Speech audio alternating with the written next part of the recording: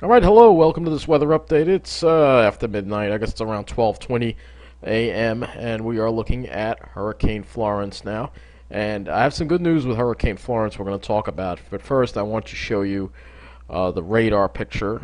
Now we can see the whole thing on radar here very well, and you can see here it is. So here's what's going on. Alright, Morehead City has been getting slammed all day.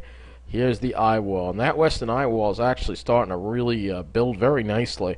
And unfortunately for Wilmington, it looks like it's heading right toward Wilmington. So within the next couple of hours, I expect this thing to start affecting Wilmington.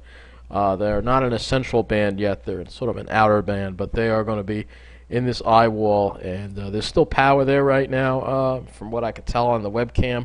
But I expect that's going to be going out very shortly. Again, really, it's a big storm. Look at the big area it's taking up. So it's a huge storm. And speaking of power outages, we will now look at the outage map for Duke Energy while we wait for it to load.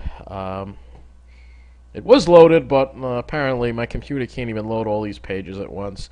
So we have widespread power outages in this area. Morehead City, pretty much this is all blacked out.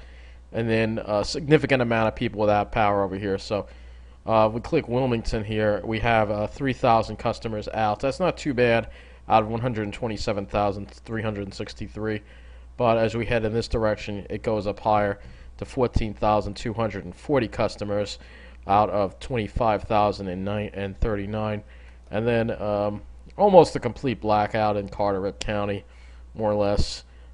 In this area, too, almost a complete blackout in Pamlico County. So I don't know why that's not shaded in red.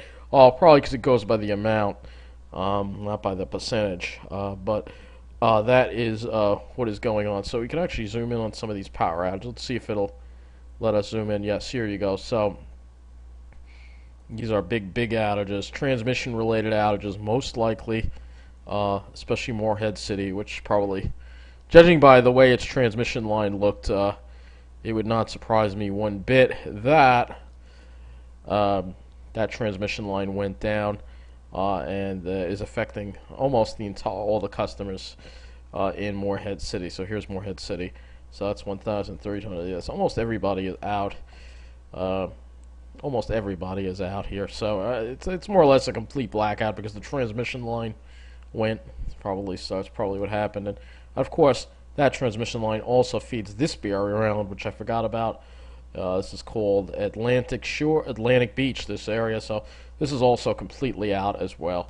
So there is a complete blackout in this area, probably due to transmission line falling in the area or a tree falling onto it, as you can see. So we'll zoom out. Actually, you can see now we're in this different view. So we can go out a little further. So. Well, keep us. It's going to keep us in this view. Okay, so that's basically what's going on here. Lots of power outages. Oh yeah, I switched it to county. See, this does it by county. So there you go. Do locations or county. All right. Well, I'll be using this power outage map in upcoming weather updates. But I expect almost everybody to lose power in this area, most likely. In the area from pretty much almost the entire area, probably anywhere, maybe Myrtle Beach they may be able to hold on to their power, but I think most everybody in this area is going to be out. So that's what's going on over there. We're going to go to the Weather Service page at Morehead City and see. They probably haven't been able to put out many products because we have no observations out of this area because all the observation sites are down due to the storm, power outage, and data line outages, but we can look at text products and see if there are any public information statements or anything like that. So let's see if we can find some of that. Seems like we can't. We did click text products and now we're not seeing it. So it seems like there is an issue with that too. So, oh, here we go. Public information statements. Let's see what we got here. Public information statement.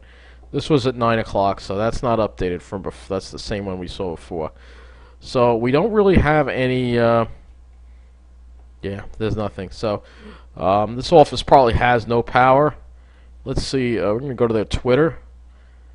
Continue, and we will go to the new Morehead City Twitter page here. Flash flood warning in effect. Vehicle nearly gets crushed by falling gas station canopy. Washington, NC. This is around 10:20 p.m. there. It's outside of their office right there. Storm surges have reached Hurricane Irene levels over portions of eastern NC. This area probably right now, they're probably not able to do very much. They're stuck in the weather office. They really can't do much, and they're probably suffering with power outages and data outages as a result of the storm. So that is what's going on over there.